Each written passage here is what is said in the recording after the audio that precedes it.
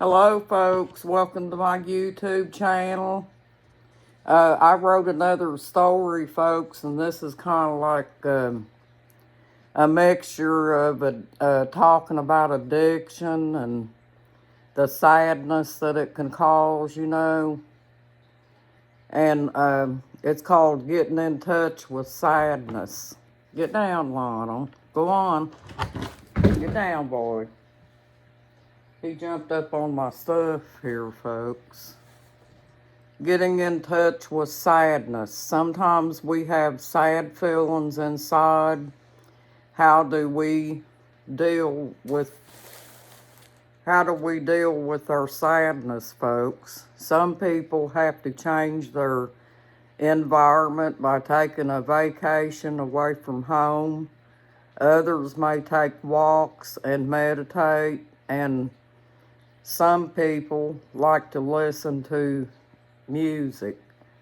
If the holidays make you sad, pray about it and ask God to comfort you. You may need a vacation where the sun shines and where it's warm. Exercise is good for sadness. Make a good New Year's resolution and stick to it. Like maybe you smoke and you want to quit, or you may drink alcohol and you want to quit drinking. Drinking messes up so many good relationships because people are not the same when they drink. And it's not a healthy habit either. Addiction stands in the way of our happiness, and it also separates us from God. And because of this, we feel broken inside. Leaving these bad habits behind can change our lives for the better. Breaking a habit is never easy. It requires work on our part, but if we do it, our lives can change for the better. And this is how I feel, folks.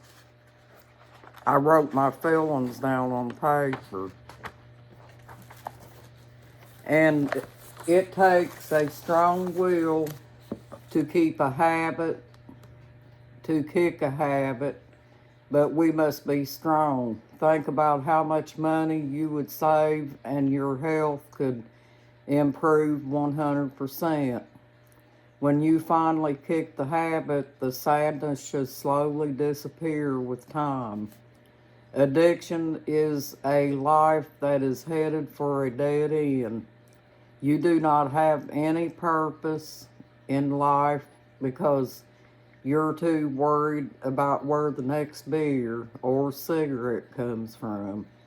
If it doesn't come, then we are sad inside. Our bodies suffer from the withdrawal of the bad habit. Then we start to feel broken. Your life will crumble before your very eyes. You start looking older before your time. You get lots of wrinkles early in life, your teeth all rot out, and you may even lose your hair. So you look at yourself in the mirror and you have wasted your life away with a habit. Yeah, I wrote this, folks, because I was thinking about all the people that's going to be traveling during these holidays and things. And I think about how some people may be in danger out on the roads because a lot of people that have an alcohol addiction, they, for some apparent reason, they feel like that they have to drink and drive, which is not a good idea because when you drink, folks, your judgment is impaired and you don't really know what you're doing or anything. Not like you would if you was at yourself. And drinking takes away a lot of things, folks. If you have little children around drinking, it influences them in a lot of ways. and causes them a lot of mental stress and things like that, folks. Drinking is no good, folks. I've seen a lot of people die young because they do that. And it's a shame that there's a lot of people out here that feels like that they can't have no clean fun, like just going out to a park and eating a picnic dinner or something like that, or, well, you can't do that now because it's cold, but we're just referring to the habit of drinking, folks. I'm mostly on the drinking part right now because um, while cigarettes are a bad habit and everything, and we know that, drinking impairs our ability to drive a vehicle.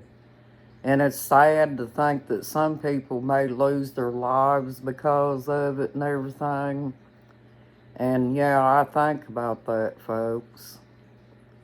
And sometimes when my husband turns the news on, I don't really watch the news much, folks, but he does. And sometimes you can't help but overhear,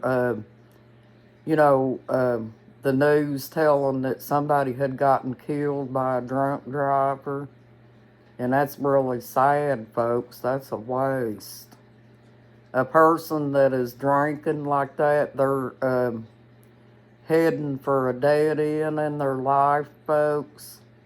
Because God doesn't approve of you drinking and getting drunk and stuff, folks, because he stipulates that in the Bible too. And God can't dwell with you if you're doing something like that anyway, because he can't be around sin. And, the best thing for a person would be, to give it up and try to turn their lives around and, try to live right and things like that, folks, because it's better for them. And I wanted to get in here and say hello to you all. And I had this on my mind, because I think about how I would like to see people have a good time during the holidays and stuff. And not have to be around the beer can, Because there's a lot of people that's died young because of this, folks. And you may be having fun at the time that you're doing it, but you don't realize the toll that it takes on your lifestyle and, how it separates you from your family members, because a lot of people that are just wanting to live a normal life and stuff don't want to be around the addiction. And so it keeps them separated from being close to their families. And that's really a sad situation, folks. And a lot of people that drink a lot, they will let some things go just to buy alcohol, folks. And that's no good. That's what addiction does to a person, folks. They will let their things around their house go. They'll make children do without things that they can have. They argue with people and say things that they normally wouldn't say, to others. And some of them get out while they're drunk and stuff, and they get into big old fights and stuff that they normally wouldn't do if they was in their normal state of mind. And, they neglect their family completely for that, folks. And it's really sad.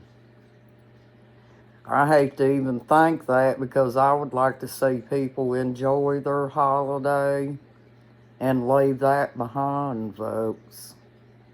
But, it's not been a totally happy time for me today, folks. I got up and I was in a good mood and everything, and I'm not in a bad mood or anything like that, but I do feel kind of sad because my husband is the type of person that when he wants to get into doing something, he doesn't pay attention sometimes around him, which worries me because he's had accidents and fell and things like that before, because he doesn't pay attention.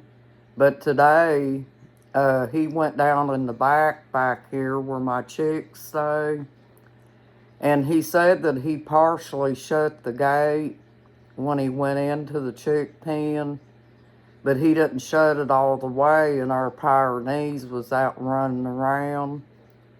And one of my chicks got out and she killed it, folks. But he felt really bad about it, and I'm not mad at him, because I realize that accidents do happen, but, when you get attached to an animal like that, folks, even though that you're not mad at him because he made the mistake, it still hurts because you lost the animal. And a lot of people thinks that you can't get attached to chickens, but you can, folks. If you have a special chicken, like the one that I lost was Pixie, but she was having a lot of problems with her legs and stuff like that too. I think she had gotten leg mites from somewhere down there in that chicken pen, and I was treating her for them. I had that poultry care. I was trying to think of the name of it. And I sprayed her with that a few times. And I also made up a homemade recipe for it too. Because cooking oil smothers mites, folks. And I put eucalyptus oil in it and just a little tad of dish liquid and garlic and stuff like that because mites can't take garlic. And I shook that up and I was going to spray her legs. But now I can't use it on her, folks, because she no longer exists. But yeah, that's what happened to me today, folks. And I hope your guys' days went well today.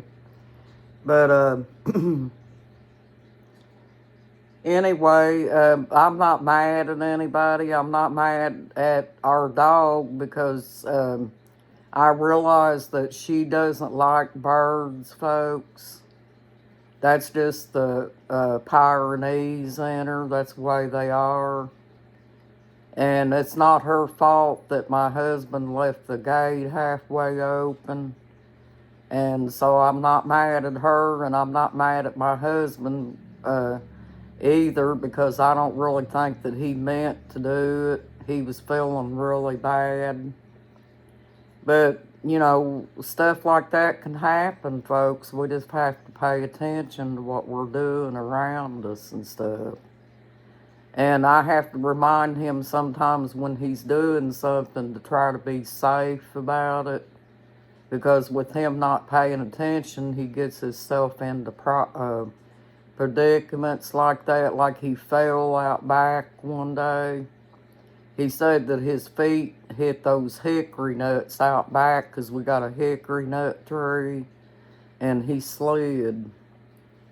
And I think he scraped himself up that day. I get worried that he's going to fall and hit his head on something.